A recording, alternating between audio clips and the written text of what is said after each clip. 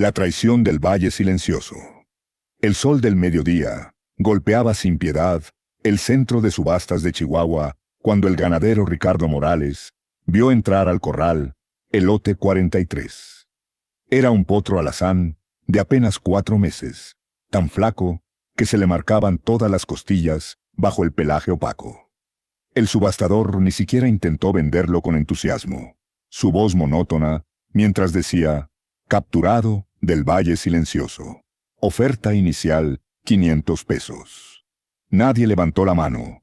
Nadie quería un animal tan débil y joven. Ricardo había venido buscando un caballo de trabajo, no un proyecto que costaría más de lo que valdría jamás. Pero algo en los ojos asustados del potro lo hizo levantar la mano antes de pensarlo.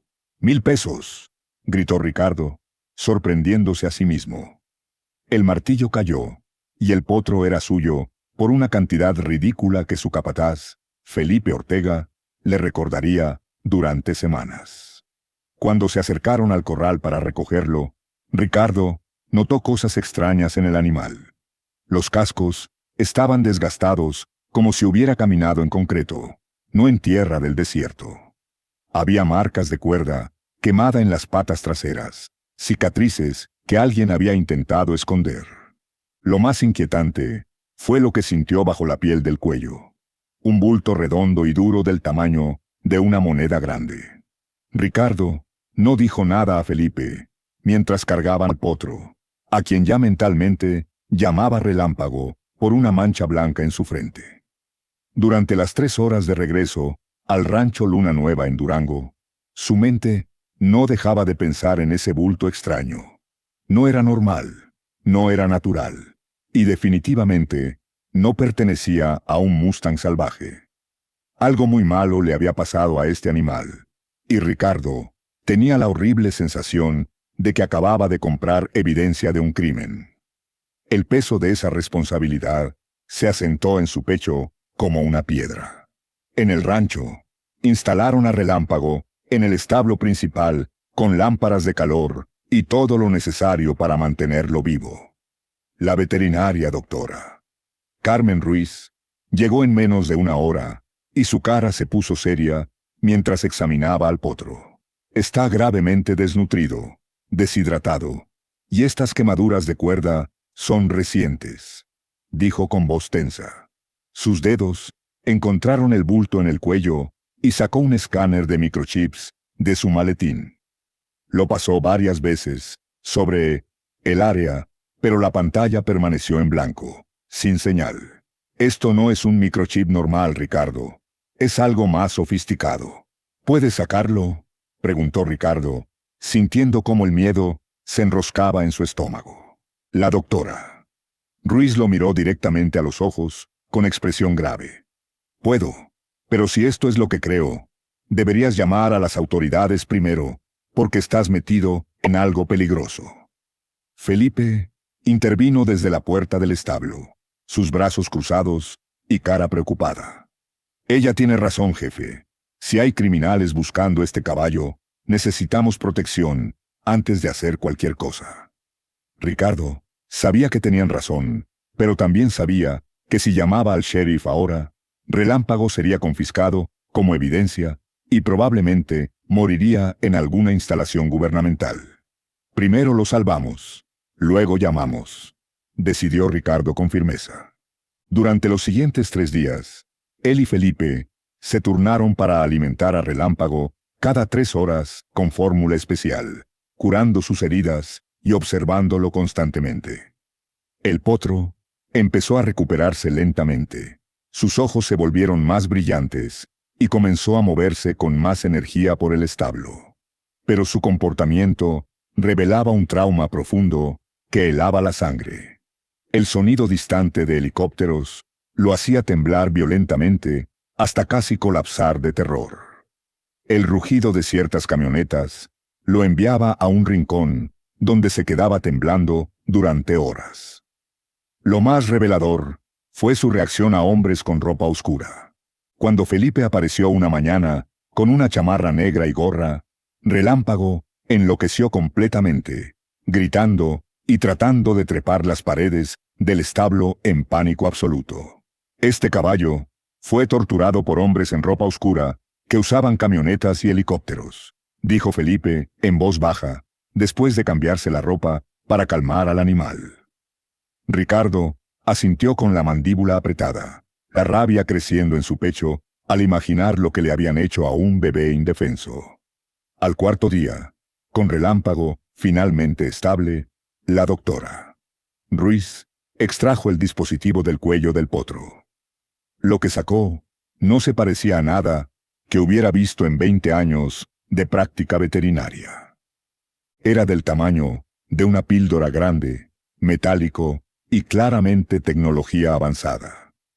Esto es un rastreador GPS de grado militar, dijo la doctora, examinándolo bajo una lupa, su voz temblando ligeramente. Alguien quería monitorear cada movimiento de este potro en tiempo real. El silencio que cayó sobre el establo era tan pesado que Ricardo podía escuchar su propio corazón latiendo en sus oídos. Felipe fue el primero en hablar. Su voz apenas un susurro ronco. «Están usando las manadas salvajes como camuflaje», dijo Felipe, con los ojos muy abiertos por la revelación. «Los Mustangs se mueven libremente por miles de hectáreas de desierto, cruzan cerca de las fronteras, van a lugares remotos donde nadie sospecha». Ricardo sintió como todas las piezas encajaban en su mente como un rompecabezas macabro. Si rastrean los caballos, pueden planear entregas de drogas siguiendo las rutas naturales de las manadas sin levantar sospechas. La magnitud de lo que habían descubierto era aterradora. Una operación criminal tan inteligente que resultaba casi admirable si no fuera tan malvada. Ricardo tomó el teléfono con manos temblorosas y llamó a las autoridades federales. En 6 horas, el rancho Luna Nueva estaba lleno de agentes del FBI y oficiales de narcóticos con equipos técnicos analizando el rastreador. La agente especial, Laura Mendoza, una mujer de mirada intensa y movimientos precisos, escuchó la historia completa mientras su equipo trabajaba. «Hemos estado investigando actividad sospechosa en esta región durante meses, pero no teníamos pruebas concretas», dijo con voz controlada, pero emocionada. «Este rastreador es exactamente lo que necesitábamos para conectar los puntos». La agente Mendoza explicó que los cárteles habían evolucionado, usando el vasto desierto del norte como su nueva ruta principal de operaciones. Los caballos salvajes eran la cobertura perfecta porque sus movimientos eran naturales y esperados por todos. Nadie cuestionaría huellas frescas o tierra removida si pensaban que era solo una manada migrando por su territorio ancestral. Implantan rastreadores en potros jóvenes, los liberan de vuelta a la manada y monitorean sus movimientos, explicó la agente con admiración profesional por la estrategia. Luego, planean entregas, recogidas y transportes alrededor de las rutas naturales de los caballos. Es brillante, de una manera horrible. Los datos del rastreador todavía funcionaban y mostraban meses de movimientos que coincidían perfectamente con rutas conocidas de tráfico de drogas.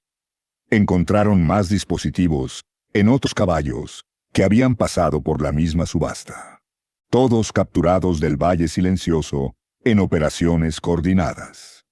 La operación se volvió clara como el agua.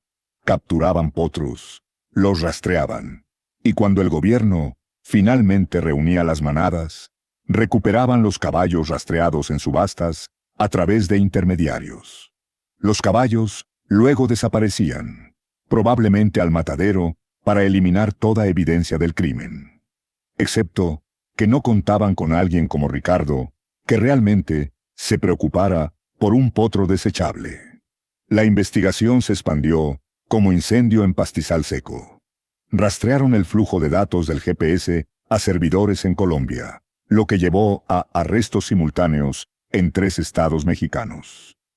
La operación había estado activa durante 2 años, moviendo millones de pesos en drogas, mientras usaban a los Mustangs como escudo perfecto. El rastreador de Relámpago solo había documentado más de 50 eventos criminales que correlacionaban con decomisos conocidos.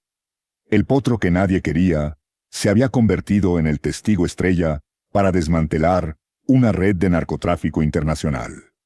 Ricardo sintió orgullo y terror en partes iguales. Pero la victoria trajo complicaciones inmediatas. Como evidencia federal, Relámpago técnicamente pertenecía al gobierno y debía ser mantenido en custodia hasta terminar todos los juicios. Podría ser 18 meses o más, dijo la agente Mendoza con expresión apologética. Ricardo sintió que el pecho se le apretaba al imaginar a Relámpago en una instalación fría y burocrática después de todo lo que había sufrido. Hay otra opción, continuó la agente rápidamente al ver su expresión.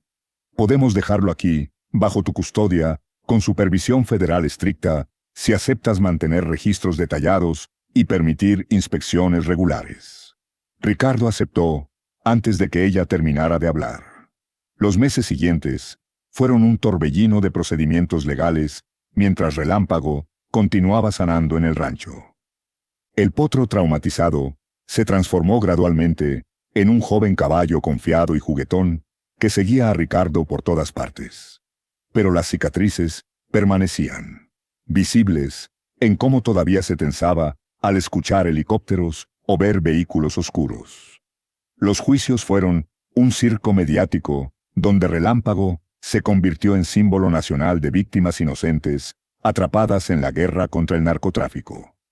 El acusado principal, un lugarteniente del cártel llamado Marcos Vidal, cometió el error de sonreír cuando mencionaron la operación de rastreo de caballos.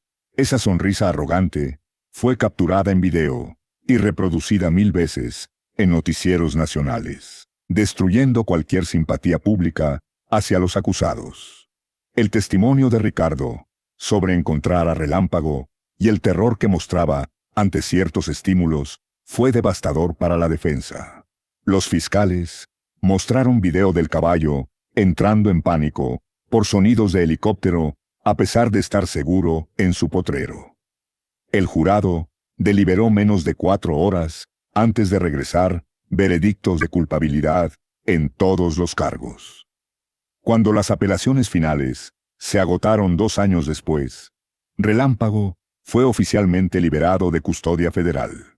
Ya no era el potro escuálido, sino un caballo hermoso de 3 años, con pelaje color caoba brillante y ojos inteligentes, llenos de vida.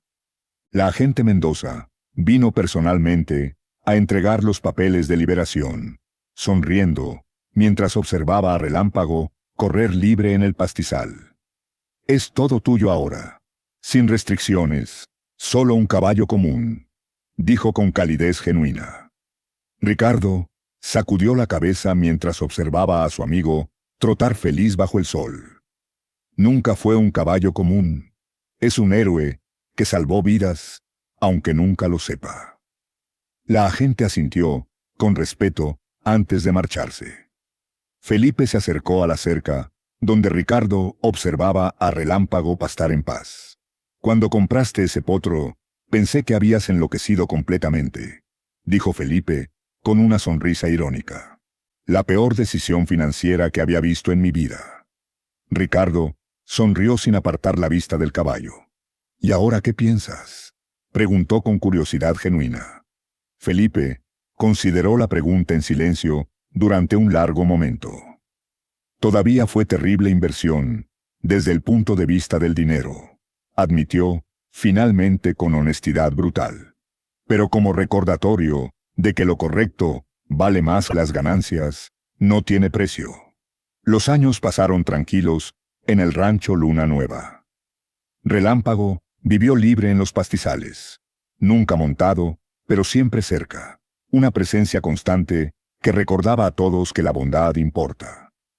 Se convirtió en leyenda local, el caballo que ayudó al FBI a capturar narcotraficantes internacionales.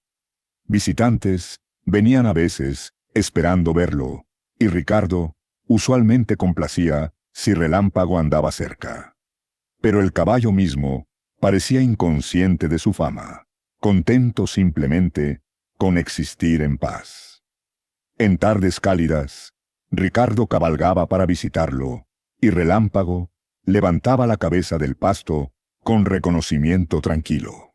Una tarde dorada, mientras el sol pintaba el desierto en tonos de fuego, Ricardo observaba a Relámpago jugar con un caballo más joven. Felipe cabalgó a su lado, y ambos compartieron el momento en silencio cómodo. «Es feliz», dijo Felipe, suavemente con satisfacción en la voz. «Más que eso», respondió Ricardo con convicción profunda. «Es libre de verdad, porque ahora puede elegir su vida».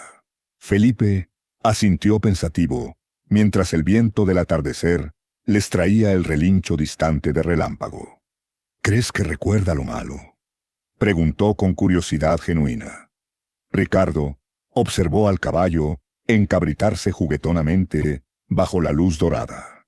«Creo que recuerda lo suficiente para apreciar lo que tiene», dijo Ricardo, finalmente con sabiduría ganada a través del tiempo.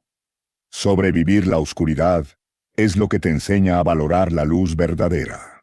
Mientras cabalgaban de regreso al rancho, el relincho de Relámpago lo siguió a través del desierto como una promesa. Era el sonido de pura alegría, llevado por el viento nocturno, recordándoles que algunas historias que comienzan en crueldad pueden encontrar su camino hacia la redención. El potro desechado había encontrado su hogar, había derribado un imperio criminal, y ahora vivía la vida que siempre mereció vivir desde el principio.